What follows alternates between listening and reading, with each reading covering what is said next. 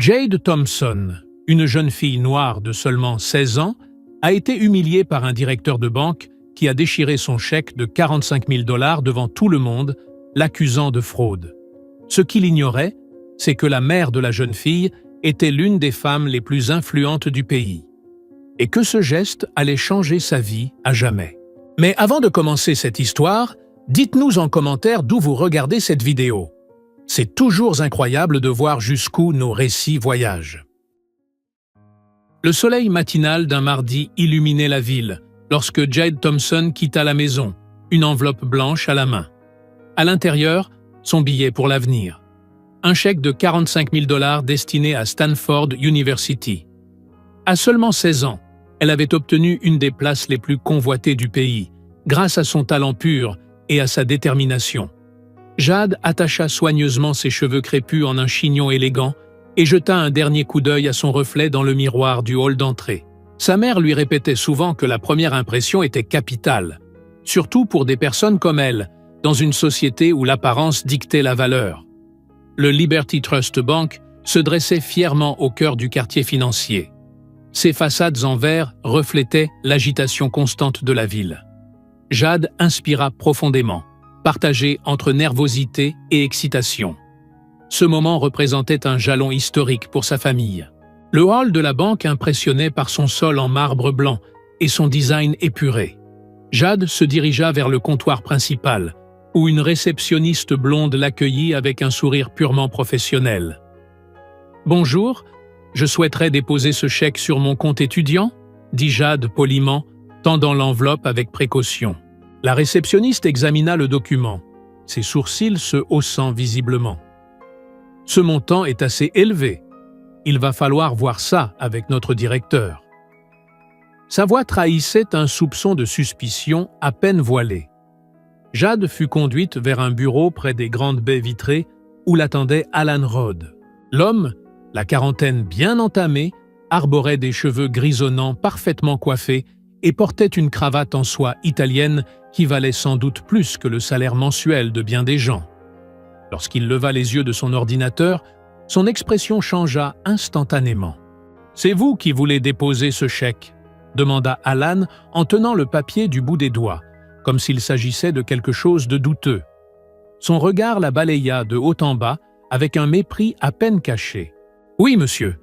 C'est pour payer mon inscription à Stanford », répondit Jade, droite, comme sa mère le lui avait appris.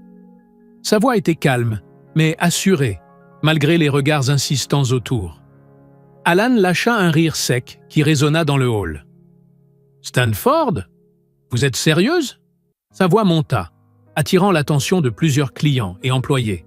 « Écoutez, jeune fille, je travaille ici depuis 22 ans. J'en ai vu passer. Des arnaques. » Le cœur de Jade s'emballa, mais elle ne broncha pas. « Si, monsieur, je peux vous montrer ma lettre d'admission. Ce chèque est tout à fait authentique. Je peux également fournir d'autres documents si nécessaire. » D'autres documents? Alan rit encore plus fort, obligeant certains clients à se retourner. « C'est une imitation grossière. Vous pensiez vraiment pouvoir me rouler avec ce petit numéro ?» Il accompagna ses paroles de gestes exagérés, comme s'il jouait une scène de théâtre. Sans laisser à Jade le temps de répondre, Alan déchira le chèque de 45 000 $ en plusieurs morceaux, sous les regards médusés du hall. Les fragments tombèrent sur le bureau comme une pluie de confettis amers, autant de morceaux d'un rêve brisé. Voilà, problème réglé, et un conseil gratuit.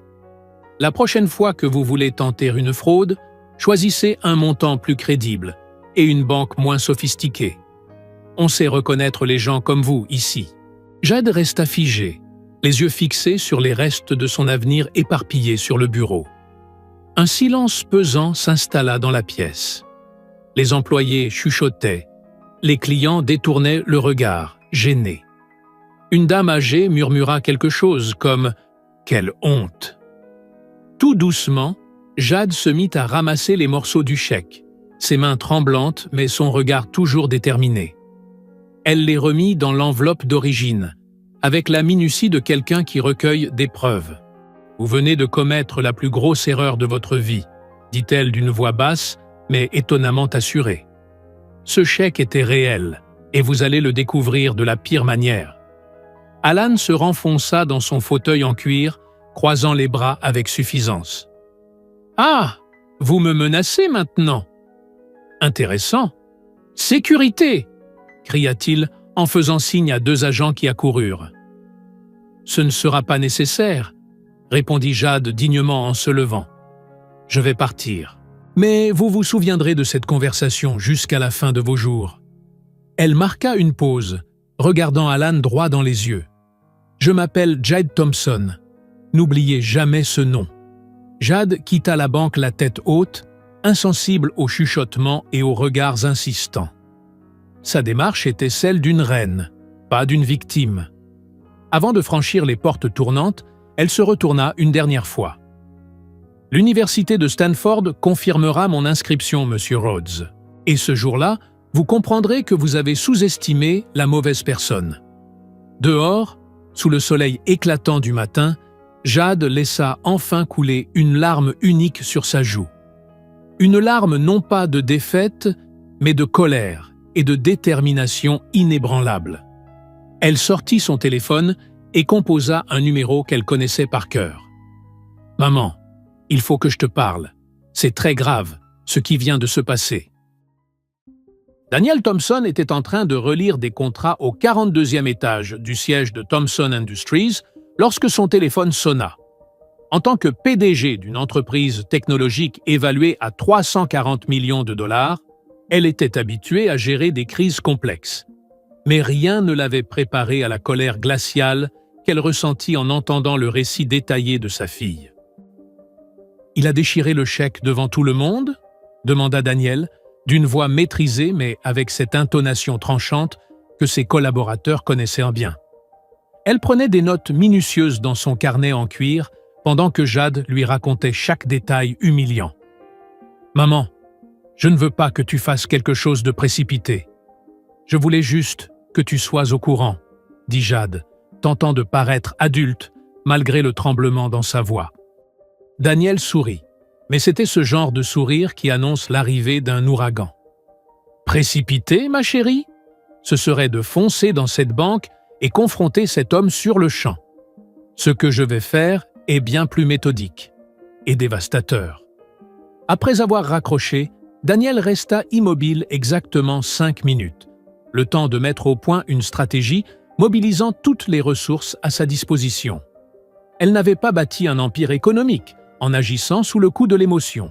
Chaque geste serait précis, chirurgical. Premier appel, Marcus Chen, son avocat personnel, expert en droit civique et dossiers sensibles. Marcus, annule tous tes rendez-vous de l'après-midi.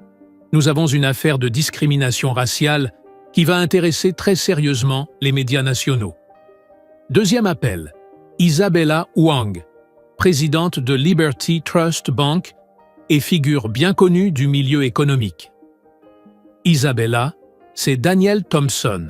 Nous devons avoir une conversation très sérieuse au sujet de l'un de vos directeurs, en personne, aujourd'hui. Troisième appel, son directeur de la communication. James prépare une stratégie de gestion de crise pour une affaire de discrimination raciale impliquant ma famille. Je veux toutes les options sur mon bureau dans 2 heures. Pendant que Daniel orchestrava sa riposte, Alan Rhodes s'amusait à raconter l'incident à ses collègues comme s'il s'agissait d'une blague. Dans la salle de repos de la banque, il mimait la scène en sirotant un café importé. Il fallait voir sa tête quand j'ai déchiré cette arnaque. 45 000 $, sérieusement, pour Stanford. Ces gens pensent vraiment qu'on est des imbéciles, lança-t-il, provoquant des rires nerveux. Sarah, une jeune caissière afro-américaine, se tortilla sur sa chaise. « Ah, Alan, tu es absolument sûr que le chèque était faux ?» Elle avait l'air sincèrement choquée. « Sarah, ma petite, ça fait plus de 20 ans que je suis dans ce métier. Je repère une fraude à 10 km. Cette gamine, elle doit à peine savoir signer son nom, alors payer une fac prestigieuse. Ce qu'Alan ignorait totalement, c'est que les caméras de sécurité dernier cri de la banque avait filmé toute la scène en haute définition. Et il ne savait pas non plus que Daniel Thompson possédait 8% des actions de la banque, une participation acquise discrètement 3 ans plus tôt. À 15 heures pile, Daniel arriva au cabinet de Marcus Chen. L'avocat, un sino-américain de 52 ans, réputé pour ses combats en faveur des droits civiques, avait déjà préparé une première approche juridique. « Daniel, au vu des faits et des preuves vidéo probablement disponibles, nous avons un dossier solide de discrimination raciale institutionnalisée. Les conséquences légales pourraient être lourdes, expliqua Marcus en ajustant ses lunettes à monture dorée. Marcus, je ne veux pas seulement une indemnisation, je veux créer un précédent. Personne n'humilie ma fille sans en subir les conséquences. Et surtout, aucun autre enfant ne devrait avoir à vivre ça. Ils passèrent plus de 3 heures à établir une stratégie globale incluant action en justice, pression économique, mobilisation médiatique et proposition de réforme interne. Daniel savait exactement sur quel levier appuyer pour maximiser l'impact. Pendant ce temps, Jade, restée à la maison, se concentrait sur ses études malgré le traumatisme. Elle révisait ses notes de maths avancées, bien décidée à ne pas laisser un directeur raciste l'éloigner de Stanford. « Comment tu te sens, mon cœur ?» demanda Daniel en rentrant, trouvant sa fille entourée de livres. « Mieux, maman. J'ai beaucoup réfléchi à ce qui s'est passé. J'ai compris que ce n'était pas seulement à moi que ça arrivait. C'est tout un système. Des gens comme nous vivent ça tous les jours, en silence. » Daniel s'assit près d'elle, impressionné par la maturité de sa réflexion. « Tu as parfaitement raison. Et c'est exactement pour ça qu'on va transformer cette injustice en changement concret. Demain matin, on a rendez-vous avec la présidente de la banque. Tu as réussi à organiser ça si vite? Jade, quand on a du pouvoir économique et une influence certaine, certaines portes s'ouvrent très vite. L'important, c'est de s'en servir à bon escient. Cette nuit-là, Daniel travailla jusqu'à 2 heures du matin, coordonnant les efforts avec Marcus, révisant des documents juridiques et peaufinant une présentation percutante. Elle passa au crible l'historique professionnel d'Alan Rhodes.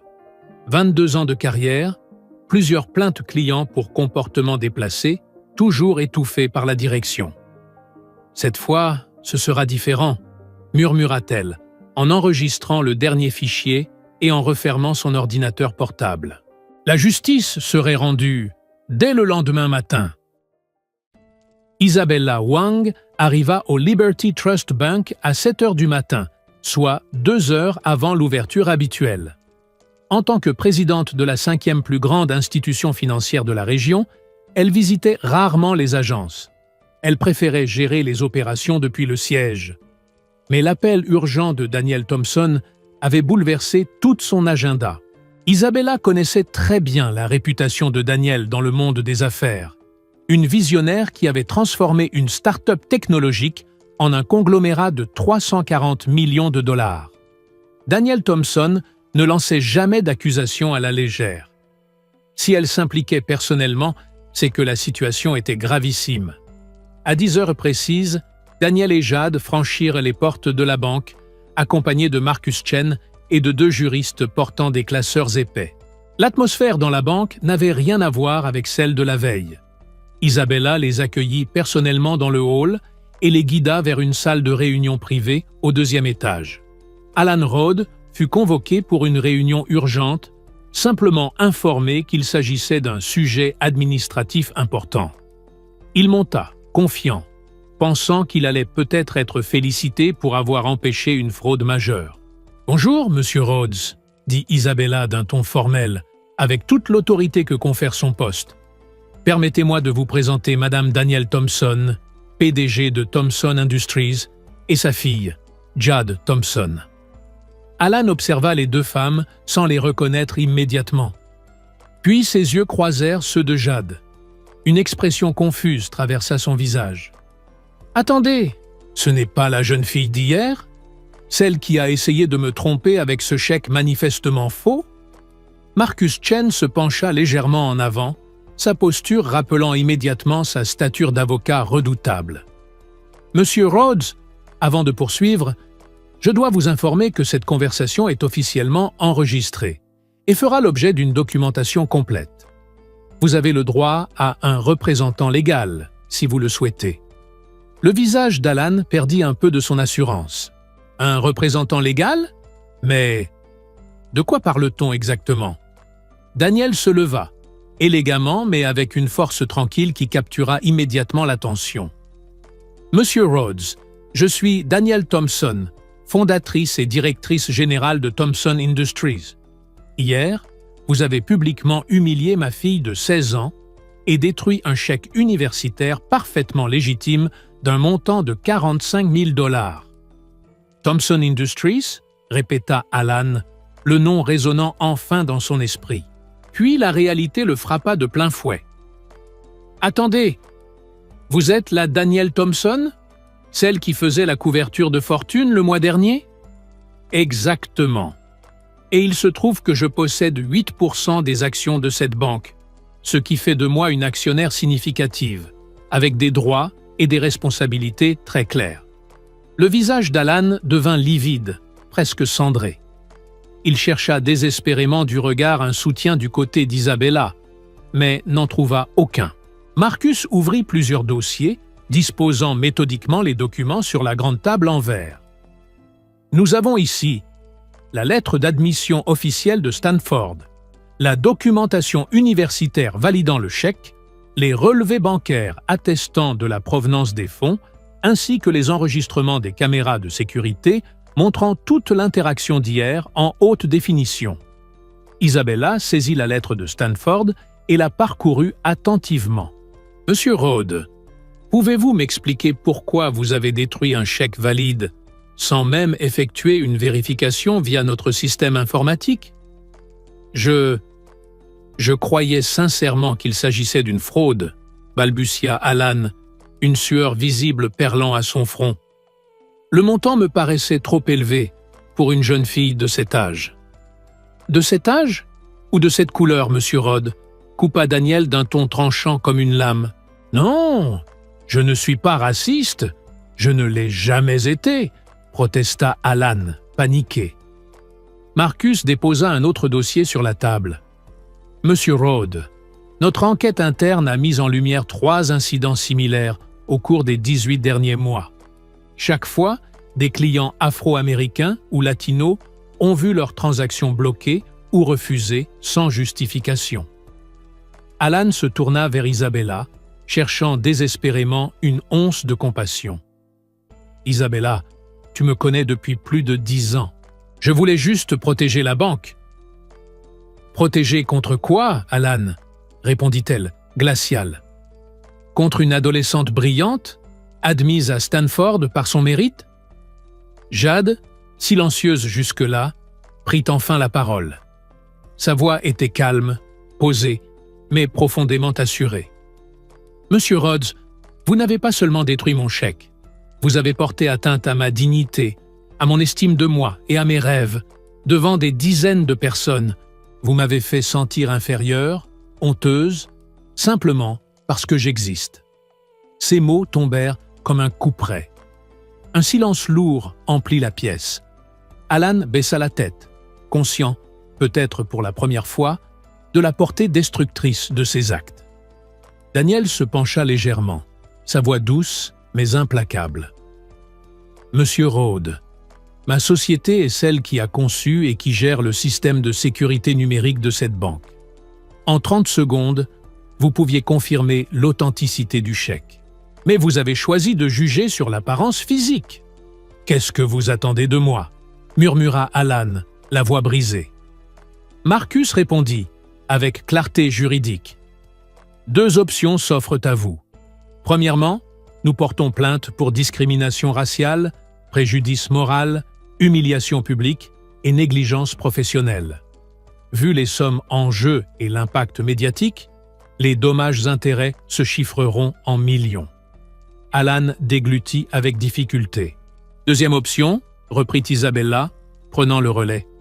Vous acceptez une démission immédiate, sans indemnité ni avantage, et la banque s'engage à mettre en place des programmes de formation anti-discrimination obligatoires, ainsi que de nouvelles politiques de diversité et d'inclusion. Et si je démissionne, il n'y aura pas de poursuite judiciaire, mais nous ne fournirons aucune recommandation professionnelle, expliqua Isabella.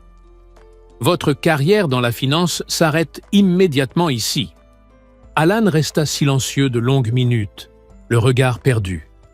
Il faisait les comptes, mais les dés étaient déjà jetés. Finalement, d'une voix résignée, il leva les yeux. J'accepte la démission immédiate. 6 mois plus tard, l'automne baignait le campus de Stanford de couleur dorée, alors que Jade Thompson marchait d'un pas assuré entre les bâtiments historiques, les bras chargés de manuels de médecine avancés. Elle ne s'était pas seulement adaptée à la vie universitaire, elle figurait déjà parmi les meilleures de sa promotion. « Jade, tu dois voir ça !»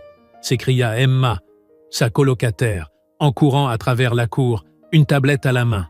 « L'article sur ta recherche est sorti dans la revue médicale de l'université. » L'article mettait en lumière le projet révolutionnaire que Jade menait sur les inégalités raciales dans l'accès aux soins médicaux aux États-Unis. Une recherche qui avait attiré l'attention de professeurs de renom et d'étudiants en doctorat. Son expérience traumatisante à la banque s'était transformée en moteur pour dénoncer les injustices systémiques dans le domaine médical. « C'est incroyable la façon dont tu as transformé quelque chose d'aussi négatif en un projet aussi fort et porteur, » lui dit Emma alors qu'elle se dirigeait vers leur cours de biochimie. « Ma mère m'a toujours appris qu'on ne peut pas contrôler ce qui nous arrive, mais on peut choisir comment y réagir et ce qu'on construit à partir de là, » répondit Jade en ajustant son sac à dos. Pendant ce temps, à plus de 3000 km de là, Daniel Thompson se préparait dans son bureau à prononcer un discours très attendu à la conférence nationale sur la diversité en entreprise. L'histoire de Jade était désormais étudiée dans les plus grandes écoles de commerce, comme un cas emblématique de transformation sociale par le pouvoir économique. Le Liberty Trust Bank, sous la supervision directe d'Isabella Wang, avait entrepris des réformes profondes. La banque avait fait appel à des consultants en diversité, formé l'ensemble de ses collaborateurs et mis en place un programme de bourses universitaires pour jeunes issus de quartiers défavorisés, en partie financé par Thomson Industries. « Madame Thompson », annonça Jennifer, son assistante, entrant avec élégance, « l'interview avec Anderson Cooper de CNN est confirmée pour demain, 14 h. Il souhaite aborder l'impact national de l'affaire. » La médiatisation avait explosé après que les images des caméras de surveillance furent stratégiquement divulguées sur les réseaux sociaux. À l'opposé de ce succès, Alan Rhodes vivait une réalité totalement différente et profondément humiliante. Après 8 mois de recherche infructueuse d'emploi dans le secteur bancaire, il avait fini par accepter un poste de caissier dans un supermarché Discount Megamart situé en périphérie, dans un quartier oublié. À la pause déjeuner, il s'asseyait seul sur le parking goudronné du magasin, mangeant un sandwich industriel acheté à la machine. Ses anciens collègues l'avaient complètement abandonné dès que le scandale avait éclaté. Sa femme avait entamé une procédure de divorce, incapable de supporter l'embarras public. « Comment la vie peut basculer aussi brutalement ?» murmurait-il en regardant passer des voitures de luxe sur la grande avenue. Un après-midi particulièrement difficile, alors qu'il tenait la caisse numéro 3, une femme noire élégamment vêtue s'approcha avec ses courses hebdomadaires. L'espace d'un instant paralysant, Alan resta figé. Les souvenirs de Jade remontèrent violemment à la surface. La cliente le regarda avec insistance. « Vous n'êtes pas Alan Rhodes, l'ancien directeur de la Liberty Trust Bank qui est passé aux infos ?» Alan baissa les yeux, honteux. « Oui, c'est bien moi. J'ai beaucoup lu sur l'affaire. Ma fille adolescente a vécu une expérience similaire dans une autre banque l'an dernier, moins extrême, mais tout aussi injuste. Je suis profondément désolé, dit Alan, sincèrement affecté. Cette brève conversation le hanta pendant plusieurs semaines. Pour la première fois, Alan commença à se confronter à ses propres préjugés et à réfléchir à l'impact réel de ses actions, sur Jade, mais aussi sur des dizaines d'autres personnes tout au long de sa carrière. Pendant ce temps, Jade continuait de briller à Stanford. Elle avait rejoint le conseil étudiant pour la diversité et participait à des projets de réforme institutionnelle sur le campus. Son parcours inspirait d'autres jeunes à poursuivre leurs rêves malgré les obstacles systémiques. « Jade, appel pour toi à la réception », annonça l'employé de la résidence universitaire. C'était Daniel, fidèle à sa promesse de l'appeler chaque semaine pour suivre ses progrès. « Alors, comment vont les études, ma chérie ?»« Exceptionnellement bien, maman. Je viens d'être officiellement accepté dans le programme de recherche d'été sur la médecine communautaire dans les hôpitaux urbains. Je suis tellement fier de toi, Jade. Et tu le sais, n'est-ce pas ? » « Je le sais, maman. Et merci pour m'avoir appris à me battre pour mes droits sans jamais perdre ma dignité. » Elles raccrochèrent le sourire aux lèvres et le cœur léger. Jade retourna à ses révisions avec une détermination renouvelée. Devenir la meilleure médecin possible. Elle savait que sa réussite dépassait sa propre vie. Elle devenait une source d'espoir pour tous ceux et celles qui, comme elle, affrontaient le poids du préjugé au quotidien. Le monde avait tourné et chacun des protagonistes avait vu sa vie profondément transformée. Jade et Daniel avaient transformé une injustice en moteur de changement social. La banque avait appris, à ses dépens, ce que signifie l'inclusion réelle. Et Alan, ayant tout perdu, commençait enfin à mesurer les conséquences morales de ses actes. L'histoire de Jade Thompson avait cessé d'être un simple fait divers.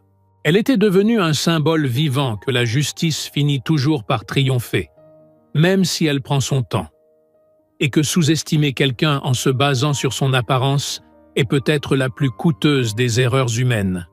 Si cette histoire vous a touché, dites-nous en commentaire ce que vous auriez fait à la place de Jade. Aimez, partagez avec une personne qui a besoin d'entendre ce message. Et souvenez-vous toujours, sous-estimer les autres peut vous faire commettre l'erreur la plus grave de votre vie.